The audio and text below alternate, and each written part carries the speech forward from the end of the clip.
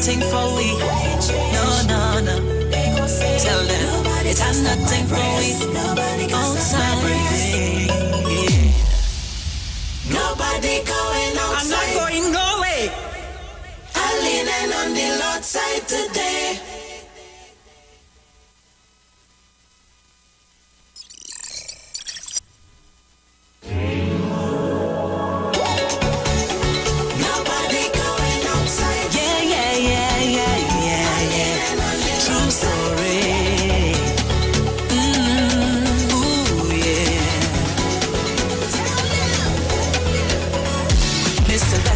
Name. You might know me from my days. I was tearing up the stage. I was mashing up the place. Who would think a few years later I would change up my behavior to something greater? I get an encounter. God said, listen, daughter, I have an assignment here for you. This ain't what I send you here to do. Michelle, girl, I love ya. Come back to your father. And right in that moment my heart was changed. One set of tears I ran on my face and God for amazing grace. Now I turn a different page. Nobody can stop my praise. Nobody can stop my praise. People say that I ain't changed. Them go say what they go say. Nobody can stop my praise. Nobody can stop my praise. Michelle Sylvester and Denise Plummer. All right. So it's already 11:45, and I wanted to play you a clip.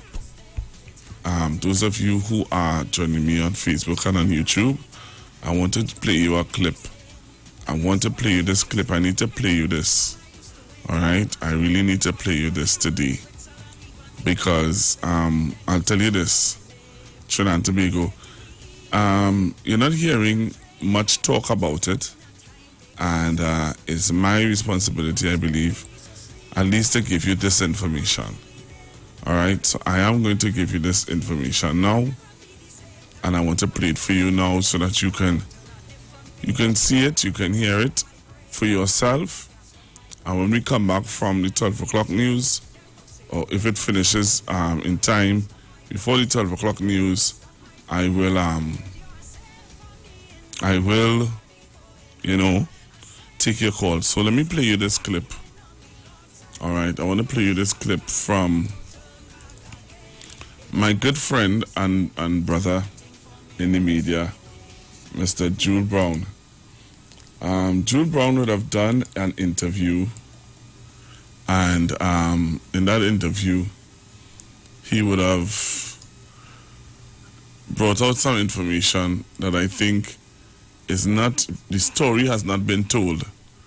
So this is an interview he had with the UN. Government gets kudos from UN on COVID management. I want to play this because a lot of people would say that, we don't highlight the good news of the government. So I'm going to play this now. Go onto our YouTube page, go onto our Facebook page, and look at this interview with Mr. Jules Brown, who would have done an interview with a lady, one of the UN people.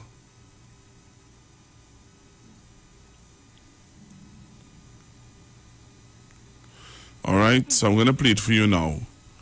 So this is what was said by the young lady who Jules Brown would have interviewed. Listen to this, Trinidad and Tobago.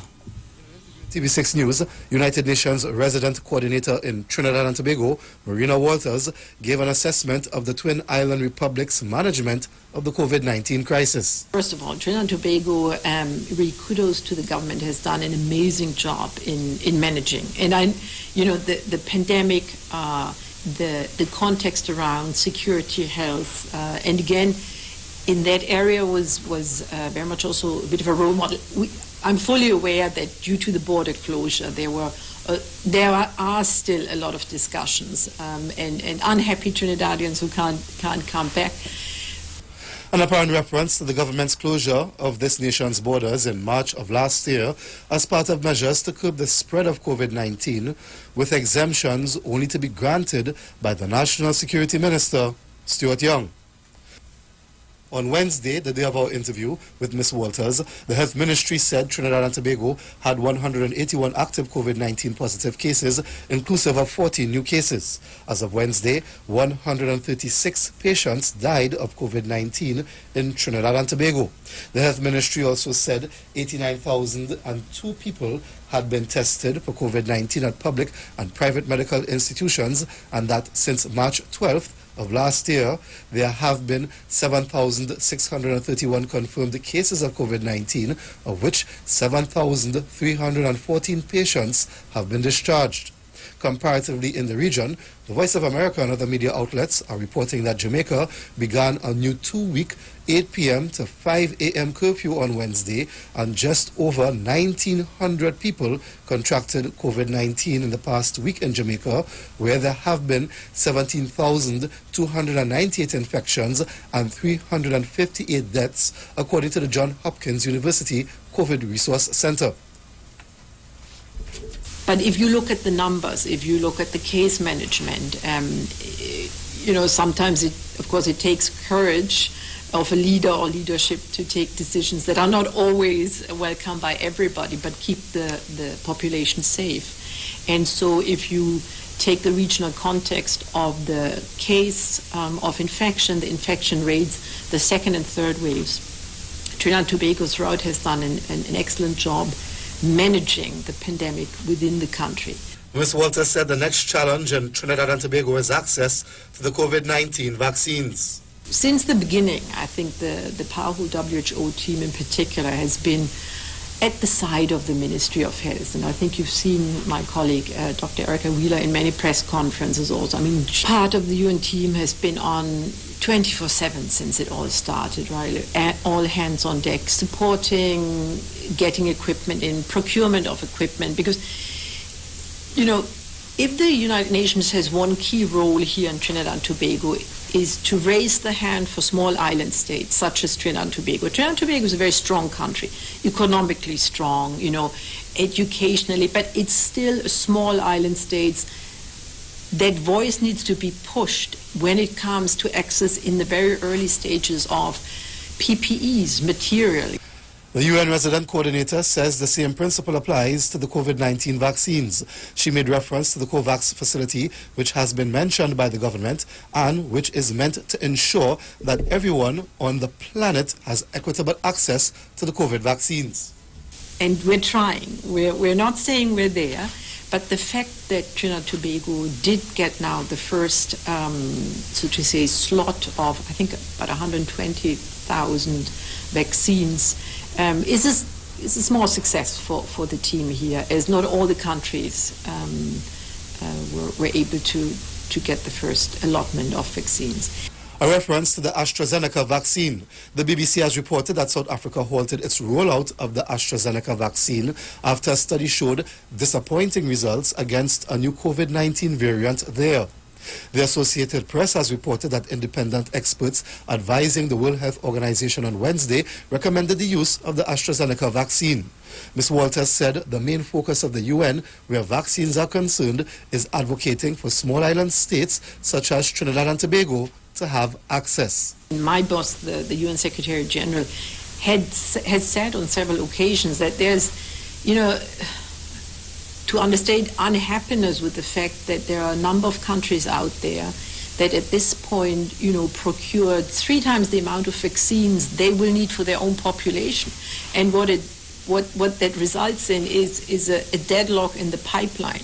So for us, the constant job is to reshuffle, to help the pipeline, to make sure that, smaller countries will not be pushed to 2022 to get their supply of vaccines. But it's an... Jewel Brown, TV6 News.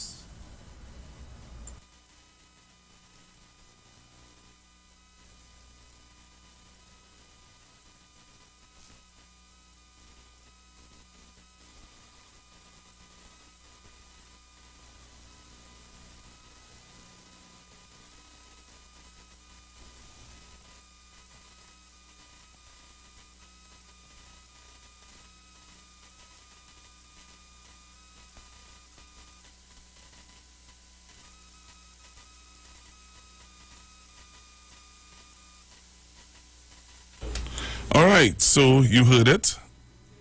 You heard it. I hope that you were hearing me. All right, so I just played you a clip from. I just played you a clip. All right, and I hope that you would have listened to the clip, and I wanted to hear your view now before we go to the news. What is your view on what you just heard? That's the UN representative. The UN representative talking about the government good work, or the job that the good job that they did in handling COVID-19. Now, this is the UN representative in Trinidad and Tobago talking about the good work that the government has done the government has done. All right, the government has done with the handling of COVID-19. All right, I would like to hear from you. What is your take? 342-0081, 342-0081, 771-1791, 771-1791, 466-5391. So she would have talked about the Prime Minister taking an unpopular decision to do what he had to do. The Prime Minister taking an unpopular decision to do what he had to do. But I want to ask you, what is your view on what you just heard? Hello, good morning. Yes, and good morning, Mr. Pastor Google. Hi, good morning. How are you today? I am okay. Well, first, let me compliment